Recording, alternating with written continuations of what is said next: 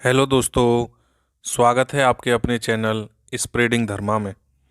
Please हमारे channel को subscribe करें, शेयर एंड लाइक करें, अंत में बेल आइकन को दबा दें, जिससे जब भी हम नई वीडियो डालें आपको नोटिफिकेशन आ जाए। दोस्तों, धर्म के प्रसार करने में हमारी मदद करें और वीडियो को ज़्यादा से ज़्यादा शेयर करें। दोस्तों, आज की वीडियो में मैं अब आपको बताऊंगा हनुमान जी के जन्म की पावन कथा। हनुमान जी का जन्म कैसे हुआ और हनुमान जी के जन्म स्थान के बारे में जो अलग अलग मत हैं वो भी मैं इस वीडियो में आपको बताऊंगा। दोस्तों, वेदों और पुराणों के अनुसार पवनपुत्र हनुमान जी का जन्म चैत्र मंगलवार के ही दिन पूर्णिमा को नक्षत्र व मेष लग्न के योग में हुआ था। इनके पिता का नाम वानरराज राजा केसरी थे। इनकी माता का नाम अंजनी था। रामचरितमानस में हनुमान जी के जन्म से संबंधित बताया गया है कि हनुमान जी का जन्म ऋषियों द्वारा दिए गए वरदान से हुआ था। भगवान श्री हनुमान जी को पवन पुत्र के नाम से भी जाना जाता है। भगवान श्री राम की पूजा आराधना करने से हनुमान जी प्रसन्न होते हैं। वह भगवान श्री राम के भक्तों की हर पीड़ा को दूर करते हैं। ऐसी मान्यता है जिस घर में भगवान श्री हनुमान की पूजा आराधना रोज होती है उस घर में कोई भी नकारात्मक शक्तियों का वास नहीं होता है। क्या आपको पता है दोस्तों, भगवान श्री हनुमान जी का जन्म कैसे हुआ? चलो दोस्तों, हनुमान जी के जन्म की जो प्रचलित कथा है मैं आपको बताता हूँ। एक बार भगवान इंद्र ऋषि दुर्वासा द्वारा आयोजित स्वर्ग में एक औपचारिक बैठक में भाग ले रहे थे। तब उस समय हर कोई एक गहन मंथन में डूबा था।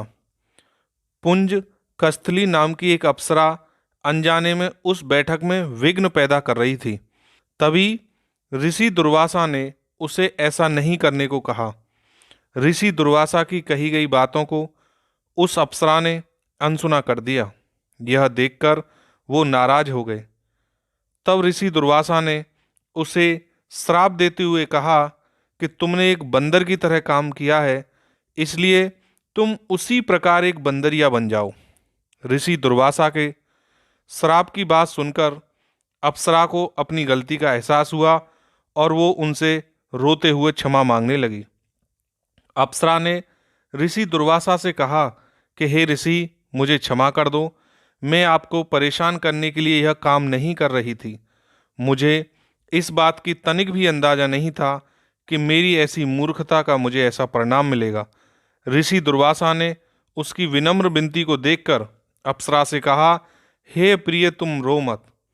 अगले जन्म में तुम एक भगवान से शादी करोगी, लेकिन वह एक बंदर होगा और तुम्हारा जो पुत्र होगा वह बंदर ही होगा, जो बहुत शक्तिशाली होगा, भगवान श्री राम का प्रिय भक्त होगा। यह सुनकर पुंज कस्थली ने ऋषि दुर्वासा को नमस्कार करते हुए श्राप को स्वीकार किया। तब माता अंजना का जन्म बंदर भगवान विराट से हुआ। जब माता अंजना विवाह योग्य हो गईं, तब उनकी शादी बंदर भगवान केसरी से हुई थी। इसके बाद माता अंजना अपने पति के साथ सुखी वैवाहिक जीवन व्यतीत करने लगी। अंजना और केसरी एक शांतिपूर्ण जीवन जी रहे थे। एक दिन शंखवल नामक जंगली हाथी ने अपना नियंत्रण खो दिया और हंगामा खड़ा कर दिया। कई लोगों को इस हंगामे में जान चली गई। कितने ऋषि इस वजह से अपना अनुष्ठान पूरा नहीं कर सके। भगवान केसरी श्री शंखवल से बेहद प्रेम करते थे।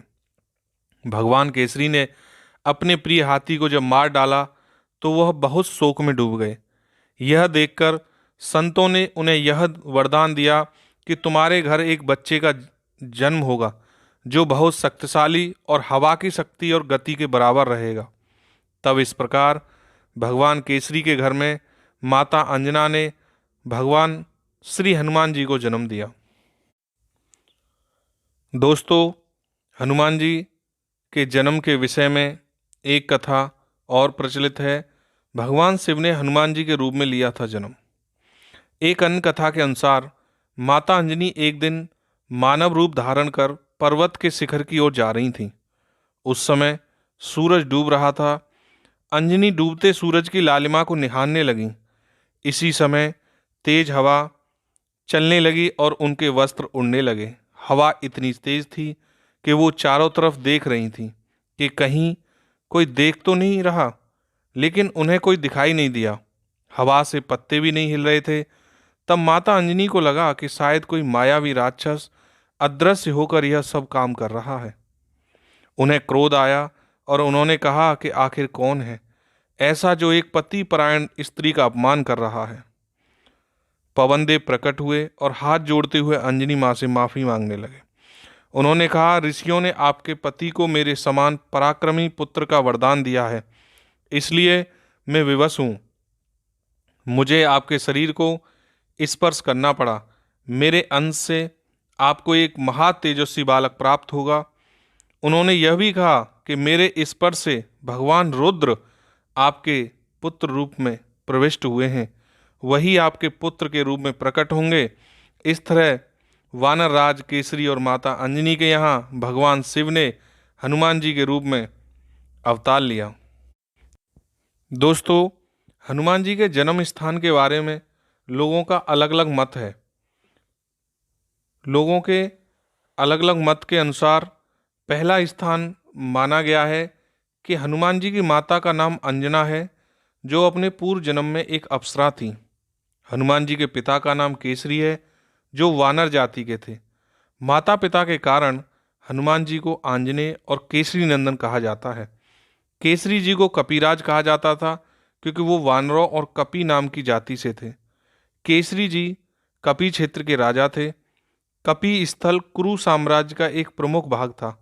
हरियाणा का कैथल पहले करनाल जिले का भाग था। यह कैथल ही पहले कपि स्थल था। कुछ लोग मानते हैं यही हनुमान जी का जन्म स्थान है। दोस्तों, दूसरा जन्म स्थान लोगों का मत है गुजरात के डोंग जिले के आदिवासियों की मान्यता के अनुसार डोंग जिले के अंजना पर्वत में स्थित अंजनी गुफा में हनुमान जी का जन्म हुआ था।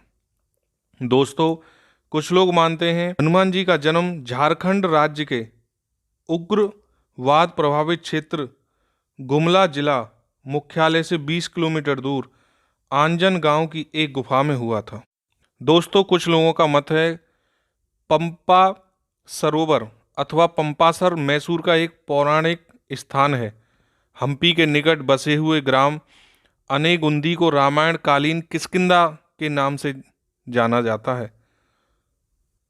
तुंगभद्रा नदी को पार करने पर अनेगुंदी जाते समय मुख्य मार्ग से कुछ हटकर बाईं ओर पश्चिम दिशा में पंपा सरोवर स्थित है।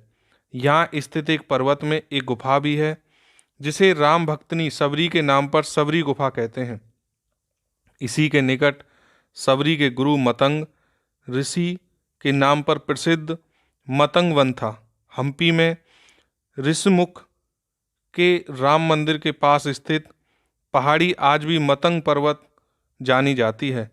कहते हैं मतंग ऋषि के आश्रम में ही हनुमान जी का जन्म हुआ था। दोस्तों, हमने ये आपको इस वीडियो के माध्यम से श्री हनुमान जी के जन्म की कथा आपको बताई और उनके जन्म स्थान के बारे में जो लोगों के अलग अलग मत हैं वो बताए। हम ये आशा करते हैं कि आपको हमारी वीडियो अच्छी लगेगी। दोस्तों, धर्म के प्रसार की इस मुहिम में हमारा साथ दो और इस वीडियो को ज़्यादा से ज़्यादा लाइक और शेयर करो। जय श्री राम दोस्तों।